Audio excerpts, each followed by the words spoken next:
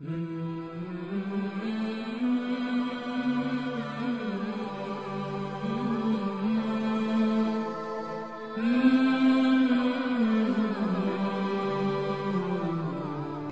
وہ گناہ گار ہے جو گناہ کرتا ہے لیکن اس کو احساس ہوتا ہے کہ یار غلطی ہو گئی،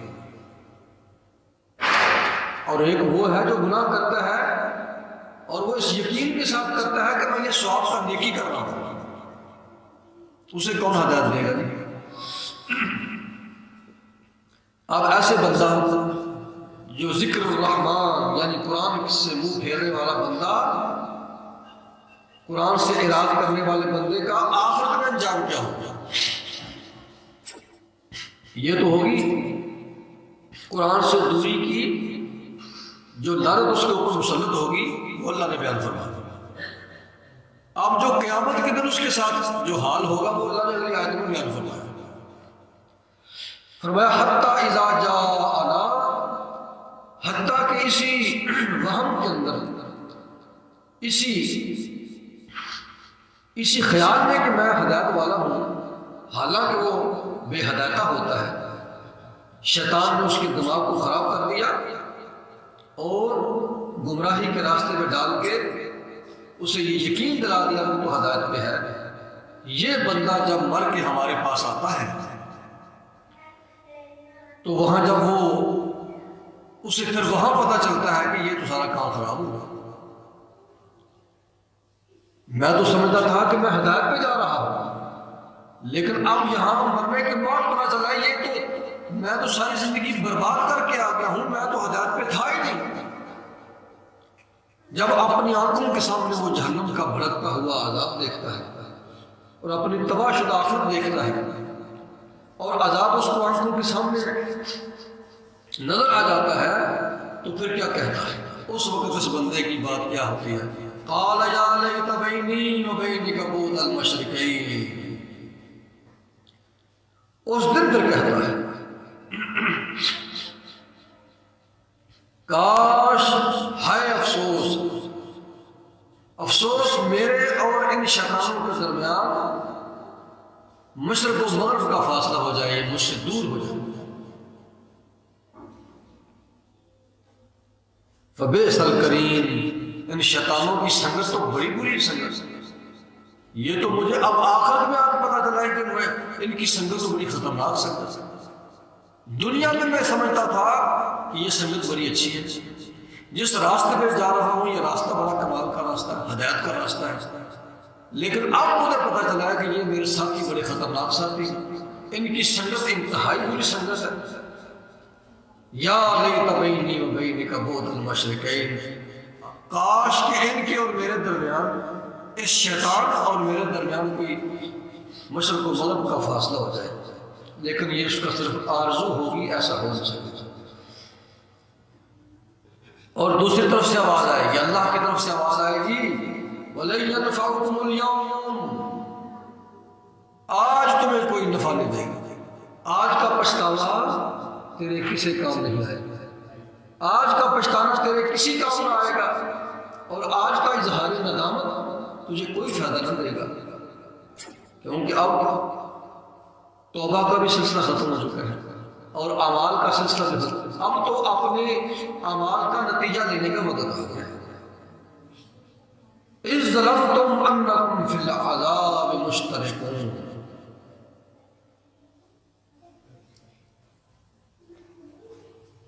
تمہاری حالت پتہ کیا ہے؟ تم بھی اور تمہارا یہ شیطان ساتھی بھی، تم بھی اور تمہارا ساتھی شیطان، تم دونوں کو تمہاری حالت یہ تھی کہ دنیا کے اندر تم ظالم تھے۔ دنیا میں تم کیا تھے؟ تو یہاں ظلم سے کیا مراد ہے؟ جو پیچھے ہم پڑھتے چلے آ رہے ہیں، یہاں ظلم سے مراد ہے قرآن سے منہ پھیرنا۔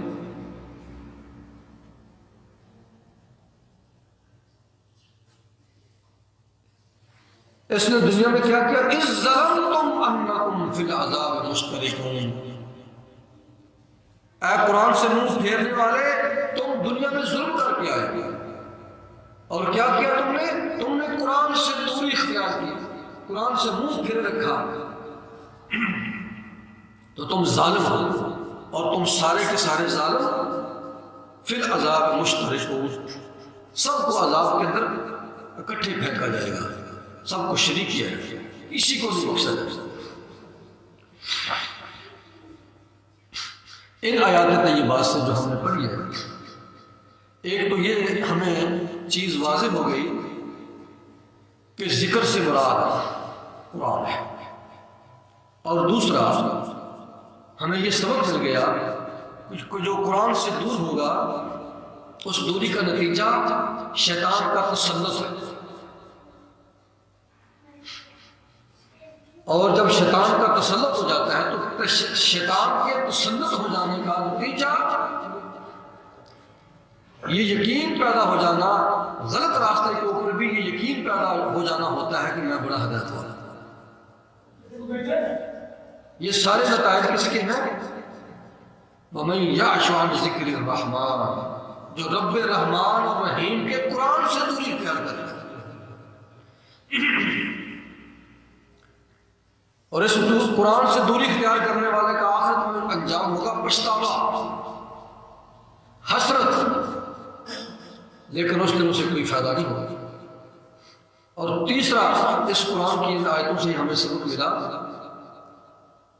کہ شرک بھی ظلم ہے، ان الشرک لظلم عظیم، شرک بہت بڑا ظلم ہے، کسی کی حق تلفی کرنا یہ بھی ظلم ہے، کسی کو نہ حق مارنا یہ بھی ظلم ہے، کسی کا نہ حق نقصان کرنا یہ بھی ظلم ہے۔ ظلم کی 101 شکل ہے، اور ان سارے ظلموں سے بڑا ظلم کیا ہے؟ شرک۔ اور شرک کے بعد ایک اور ظلم بھی ہے، اور وہ ظلم ہے قرآن سے دوری اختیار کرنا، قرآن سے منہ پھیرنا، یہ بھی ظلم ہے۔ اس لیے میں کہا کرتا ہوں کہ حضرت امام حسین رضی اللہ تعالیٰ عنہ وہ بھی بہت بڑے مظلوم ہیں، کربلا کے اندر ان کے ساتھ بھی یزید کی حکومت میں بہت بڑا ظلم ہوا تھا، بہت بڑا ظلم ہوا تھا، لیکن وہ صرف اسی وقت تک محدود تھا، ہو گیا ظلم، ہو گیا اور ختم۔ لیکن امت مسلسل اس قرآن کے ساتھ ظلم کر رہی ہے، قرآن کے حق ادا نہ کر کے، قرآن سے منہ پھیر کے، قرآن کی تعلیمات کو اپنے معاشرے کے اندر نافذ نہ کر کے مسلسل قرآن کے ساتھ ظلم کا شکار، ظلم کی مرتکب ہو رہی ہے امت۔ نواسہ رسول کے ساتھ ظلم کی سزا بھی امت کو ملی، ابھی تک مل رہی ہے، لیکن اس امت کو قرآن کے ساتھ ظلم اور زیادتی کی سزا بھی مل رہی ہے۔ وہ تو ظلم ہوا اور ختم ہوا، لیکن یہ تو ظلم مسلسل ہوا۔ قرآن ہے بھی ہمارے پاس، لیکن ہم اسے منہ بھی پھیرے ہوئے۔ وہ کس طریقے سے؟ وہ اس طریقے سے کہ بہت سارے مسلمان تو قرآن پڑھتے ہیں، اور جو پڑھتے ہیں ان میں سے سمجھ کے بہت تھوڑا ہوتا ہے، اور جو سمجھ کے پڑھتے ہیں ان میں سے عمل سے نہیں کرتے۔ تو قرآن کو اللہ نے قرآن کو اس لیے بھیجا تاکہ اسے اپنے عمل کا زینہ اور عمل کے لیے نمونہ اور اپنے اعمال کے اندر اس عمل کا حصہ بنایا جائے، اور قرآن کے اخلاق میں اپنے اخلاق کو ڈھالا جائے، اور قرآن کے احکام کے مطابق اپنے اعمال کو ڈھالا جائے۔ قرآن تو اس لیے آپ ذرا کیلکولیشن کر کے دیکھ لیں کتنے فیصد لوگ ہیں جن کی زندگیاں قرآن کے مطابق، دنیا کے اندر کتنے مسلمان ملک ہیں جن کے اندر قرآن کا جو ہے وہ نظام نافذ، کتنے مسلمانوں کے معاشرے ہیں جو قرآن معاشرے کو قرآن کے اخلاقیات کے اوپر مشتمل۔ تو اس لیے قرآن بہت بڑی مظلوم کتاب ہے۔